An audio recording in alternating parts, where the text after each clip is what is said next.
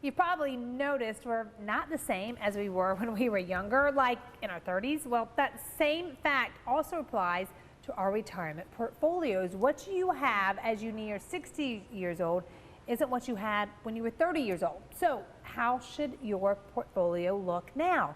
To help us answer that question, joining us every Wednesday morning for your Retirement Coffee Talk is George Fossing of North Star Financial and Retirement Planning. George is a financial advisor and retirement planning strategist with more than 23 years experience. He's also the popular radio host of Stop Worrying, You're Retired, which airs right here in Greenville. So, George, we like to think our retirement portfolios age like a fine wine, just like we do, right?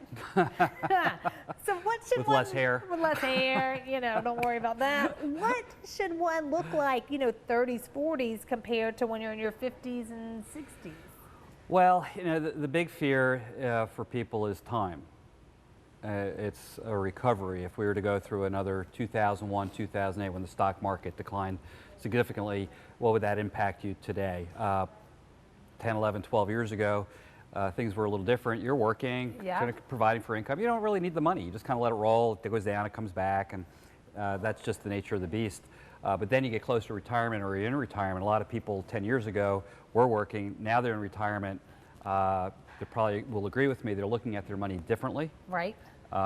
If you're approaching retirement within 5 years prior to or 5 years into retirement, critical you make right portfolio design. You really just have to make sure your portfolio is designed correctly so you don't make these misjudgments. The big thing for people, I'll use a little math, it's kind of boring, but make a point. Math. You know, 50% downturn, if your portfolio went from 100,000 to 50,000, that's a $50,000 drop, right? So you'd need 100% to get back. Your money's worth half, so you need 50 to become 100, you need to double your money. Right. So it would take you, the rule of 72, it's doubling your money with compound interest. It would take you 7.2 years earning 10% every year just to get back to where you were. Oh. Or 10% every year, which would really be a reach, would take you 7.2 years just to get back to where you were. And somebody who's in their 60s or 70s, do you really have that kind of time or want to have that kind of time? So making sure your investments are in line with your timeline is critical. It's a really good time to stop while the markets are up, pre-recession, to see, hey, am I okay? Do I need to protect some of this money now? Look for something that's like a CD alternative, get you 3-4%. Not going to get you rich, but you're going to sleep at night and not worry. And that's a good place for some of the money. Yeah. All right, let's go from math to art. Yeah. Paint me a picture of kind of like what the perfect portfolio. Okay. For you or somebody in retirement? I mean, big difference. You're working right now. I know. Okay, let's do mine. Okay. Yeah. Yours is growth with safety and not big losses. Okay. Right. That just makes sense. You want your money to grow. It has to grow. Yeah. You want your money. Your money's a worker bee. Right. Right. It's the chicken.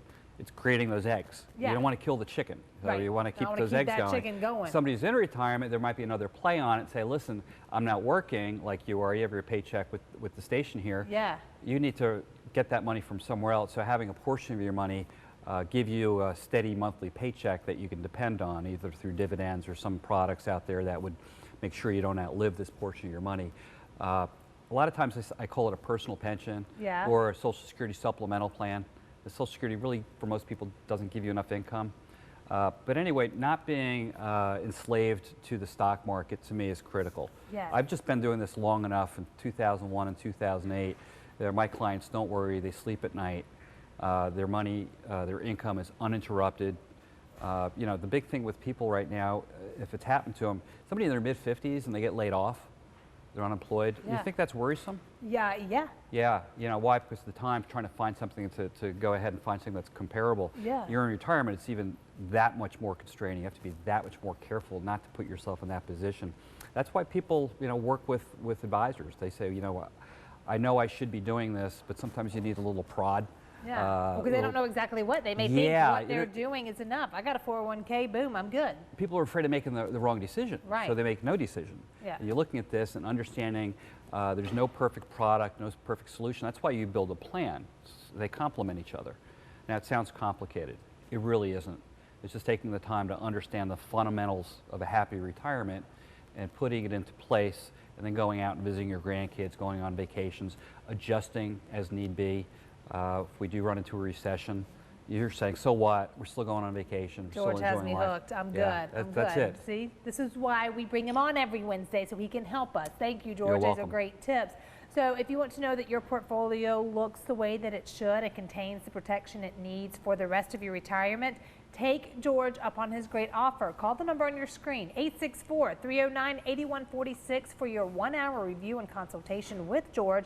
He will meet with you one-on-one and reveal the current components of your portfolio and guide you in the direction of the lifestyle you want to live again. Again, call that number on your screen, 864-309-8146, and be one of the first 5 qualified callers with retirement assets, and George will help you build a strong portfolio and have an income that you won't outlive.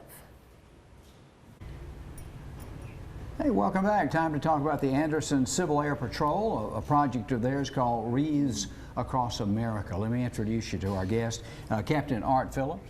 Captain, Jack. Good thank you, morning. sir. Captain. For you. Now we've got Allison Saavedra in the middle, non-military, but you're important to the new project. Then we've got Lieutenant Colonel Rich Jones. How are y'all?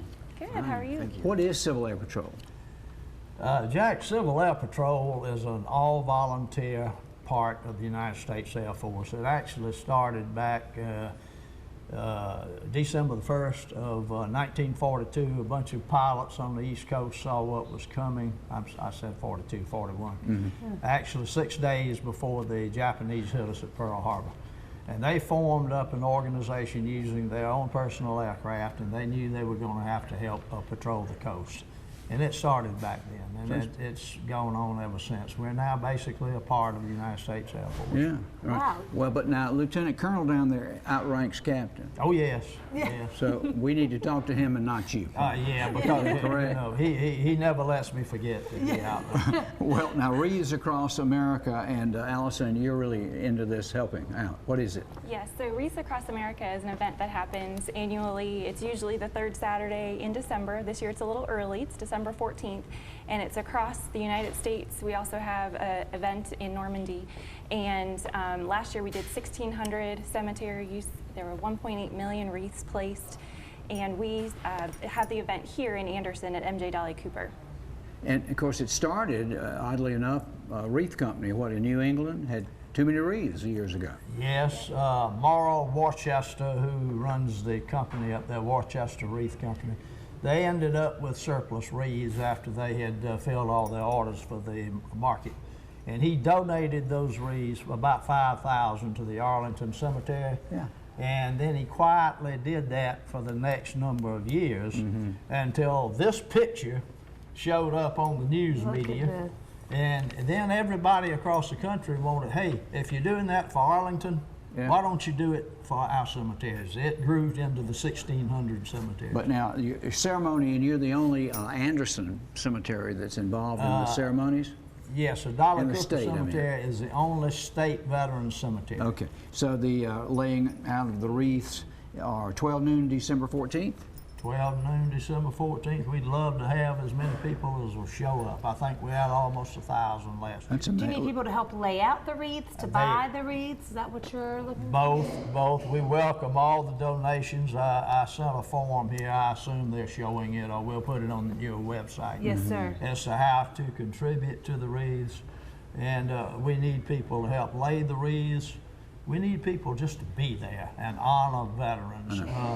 The Wreaths Across America has a theme: remember, honor, teach. I like it. It's right there on your shirt. I can't forget that. Lieutenant Colonel Rich Jones, how are you? I'm doing Why don't great. you sum all this up? You're in charge anyway of this group. I think it's a great cause for the veterans, and I think that people that want to honor a veteran or have a veteran as a relative, it's a way to demonstrate that they care about all veterans, and anybody that participates, it really helps honor all veterans in this cause. Okay. Well, we can't say it enough. We appreciate everything that y'all do for us, what you have done, and what you'll continue to do in the future. So thank you, and this is just such a small way that we can help give back. So all this information will be on our Facebook page and our website to make sure you're out there that day. So thank you so much. Thank you very much. All right, coming up next, helping older people be active socially, mentally, and physically, and making sure they're staying safe. You're not going to want to miss this real talk on aging when we return.